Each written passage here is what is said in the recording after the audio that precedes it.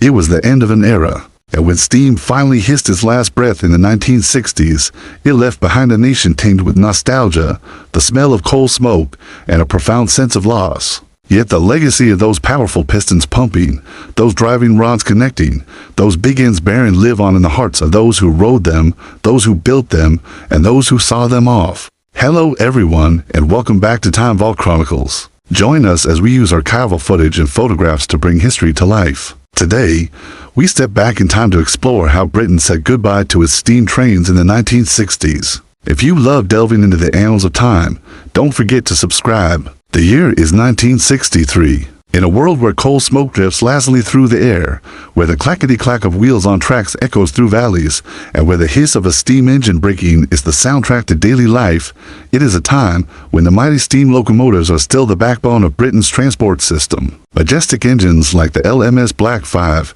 the GW or King, and the LNERA for fly along tracks that lace the countryside. They traverse sprawling viaducts, navigate winding tunnels, and haul long trains of carriages filled with people going about their lives. But beneath the billowing smoke and the rhythmic chug, there is a tremor of change. The government's modernization plan is in full swing, championing diesel and electric engines as the future of transport. And sadly, steam is being seen as old hat. The first beaching cuts have already closed several lines, and the steam trains know that their time is limited. People sense this, too. Crowds gather at stations, eager to catch a glimpse of these titans one last time before they disappear. Men in flat caps and women in aprons stand on weathered platforms, their faces a mix of acceptance and sorrow. Children point in wonder, their laughter mingling with the train's whistle. Each journey becomes a ritual, each stop a goodbye. The engines rumble over the points, their wheels grinding against the metal, their pistons pumping furiously, and the people wait in solemn anticipation. When the final whistle blows, they know that the steam train will soon be a thing of the past. Soon, the air will be cleared of coal smoke, the stations hushed and empty, and the sound of the chugging wheels will fade into a distant memory. There will be no more announcements crackling over the tannoy, no more ticket collectors punching timetables, and no more crowds waving to the departing engine. Instead, there will be the eerie quiet of a railway line abandoned, a monument to an era gone by. In 1967, the writing is on the wall. That year, British Railways announces that the last steam locomotive-hauled passenger train will run in August from Liverpool Street Station. It's not just the end of an era, it's the end of a way of life. Many railway staff have devoted their entire careers to steam, and they know that this isn't just a job they rate leaving behind, it's a family. For some, the railways are all they've ever known. They started as young porters, their hands calloused from years of handling luggage, their backs bent from heavy lifting. They've watched steam engines come and go, their numbers dwindling as progress marched forward. Now they stand on the platform, their faces etched with the hardships of their lives, their eyes reflecting the flickering gaslight, ready to bid farewell to the steam trains they've loved for so long. As the whistle blows, they take a final bow, their years of service honored not with applause, but with a shared understanding, a nod of respect, and the unspoken bond of brotherhood. Onlookers watch with a mix of fascination and sadness. For them, the steam train has been a constant in their lives, a reliable rhythm to their days, a comforting plume of smoke against the backdrop of their changing times. They see in the steam engine a reflection of themselves, of a Britain that is disappearing, a Britain of smoke and soot, of hard work and resilience. Now, as the crowd surge forward, eager to be closer to the action, the onlookers make way. They know they must give space to those whose lives have revolved around the railway, whose dedication has kept the steam trains running. In this moment of farewell, they understand that they are witnessing something profoundly human, a community saying goodbye to what it knows best, to the rhythm of the rails and the language of the line. By 1968, the end is near. In August, the curtain falls on the mainline steam era. On August 11th, the last steam locomotive, number 80,130, pulls out of Liverpool Street Station, the air thick with smoke and emotion. Those gathered on the platform wave their handkerchiefs, tears streaming down their faces, their cries echoing the mournful whistle of the engine. Among them stands an old fireman, his face creased with age and lined with the grime of 1,000 fires. He runs a hand over the engine's polished brass, his fingers tracing the contours as if memorizing them for a future when he might forget. He leans closer, inhaling the scent of coal and oil. letting the familiar aroma fill his lungs for one last time. His heart aches with a profound sadness, the sadness of a man who has loved his job, his life, his everything, and must now say goodbye. The last ride begins. The engine rumbles to life, its wheels groaning under its weight. Slowly, it pulls away from the platform, inch by inch, foot by foot, until it reaches the end of the line. At every stop, more people join the mourners, swelling the crowd, amplifying the grief. Some are regular travelers who've always taken the train for granted. Others are curious onlookers who've never appreciated the importance of what they're seeing. But now they stand together united in their sadness, in their awareness that a piece of history is slipping away. The train snakes through the countryside, its passage marked by plumes of smoke and the lingering smell of coal. Each milepost pass brings the mourners closer to the end, to the final goodbye. As the journey nears its end, the pace quickens. The engine seems to sense the urgency, the need to finish its journey before time runs out. The wheels clatter over the tracks, the pistons pump furiously, and the driver fights to maintain control. The people on the train and those watching from the side share a sense of urgency. They know that the moments left are precious, that each puff of smoke, each hiss of the engine, each echo of the whistle is a fleeting memory in the making. Then, just as suddenly as it began, it's over. The engine pulls into the final station, its run complete, its journey at an end. The people on the platform, many of whom have never spoken a word to each other before, stand shoulder to shoulder, their bodies forming a silent barrier between the living and the dead. They know that this is a moment of transition, that they are about to witness the death of an era, the death of steam. As the passengers disembark, they carry with them more than just luggage and parcels. They carry memories, stories, and a profound sense of loss. The old fireman watches them go, his shoulders slumping, his steps heavy. He turns to the engine one last time, his gaze lingering on the now idle wheels, the cold boiler, the lifeless firebox. With a final sigh, he walks away, leaving behind the ghost of steam rising in the twilight air. So here's a question for you.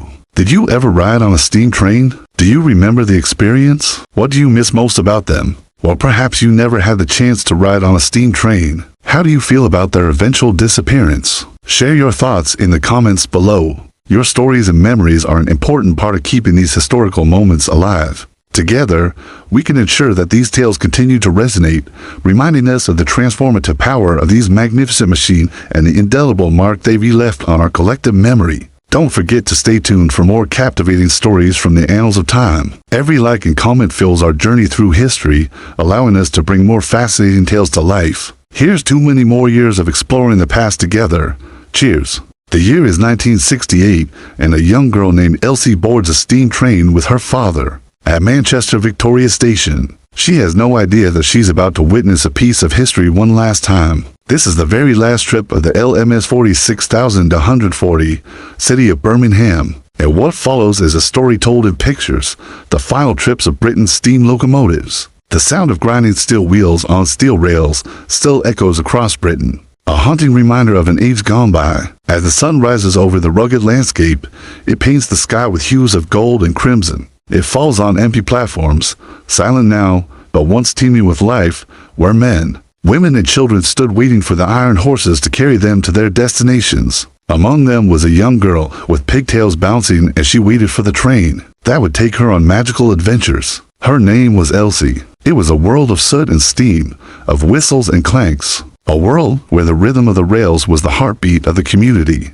And then it stopped. The diesels came, and with them a new era. And while the world moved forward, the steam trains became a thing of the past. Yet their legacy lives on in the hearts of those who rode them, including Elsie. Today, we invite you to join us on a journey back in time. We will retrace the final trips of these iconic locomotives and explore how their last runs in 1968 left an indelible mark on the communities they served. Join us as we delve into the rich history of these locomotives and the profound impact they had on the people they carried. It's a story of nostalgia, progress, and the enduring spirit of Britain's railway heritage. Are you ready to embark on this journey with us? If so, let's hop aboard the time machine and travel back to 1968. Our first stop takes us to Liverpool Street Station in London, where the LNERB 173,297 is hued in the colors of autumn. The locomotive chugs along, pulling the carriages laden with eager travelers. Among them is a young boy named Thomas, his eyes wide with anticipation. He waves excitedly at the signal box as they pass. Little does he know that this will be the last time he sees one of his favorite locomotives. As the train pulls away from the station, Thomas feels a surge of excitement mixed with a tinge of sadness. In that moment, he understands that something precious is slipping away. The LNERB 173,197, also known as the Bongo, was one of the last locomotives to run in mainline service. Its withdrawal in January 1969 marked the end of an era. In the heart of London, the Great Eastern Railway, or GER 723, leads a passenger train from Liverpool Street to Braintree. The locomotive's distinctive green livery gleams in the afternoon sun, making it a sight to behold. Among the passengers is a young woman named Elizabeth, lost in thought as she gazes out the window. She doesn't realize that she's witnessing a chapter of history close. Elizabeth is traveling home after a visit to the city, and she finds solace in the rhythmic chugging of the train. But as the GER 723 slows down to a halt at Braintree Station, she knows her journey, like the train's, is coming to an end. The GER 723 was built in 1908 and was nicknamed the Bongo. It was a powerful and reliable engine that played a significant role in the Great Eastern Railway network. On the outskirts of Bristol, the GWR 7,819 climbs the steep incline of the Lickey Bank. The locomotive's wheels strain against the gradient as it pulls its carriages up the hill. Among the passengers is an elderly gentleman named Arthur, his face etched with the memories of a life well lived. He leans out of the carriage window, seemingly oblivious to the stares of other passengers. Arthur remembers a time when steam engines were the backbone of the railway system, and he fondly recalls the days when he worked as a fireman on the Great Western Railway. He sees the 7,819 as a symbol of those times, and he feels a sense of pride as it struggles up the incline. The GWR 7,800, also known as the Hall class, was designed by Frederick Hogg and was one of the most successful classes of steam locomotives on the Great Western Railway. Meanwhile, at Carnforth in Lancashire, the final mainline steam engine shed in Britain closes its doors for the last time. Inside, a collection of engines, each with its own story, stands silently awaiting their fate. Among them is the LMS 46,140, City of Birmingham, its engine number gleaming proudly on its side. It stands alongside its fellow engines, each bearing the scars of years of service. Outside, a crowd of onlookers gathers, their faces a mix of sadness and nostalgia. The closure of the shed marks the end of an era,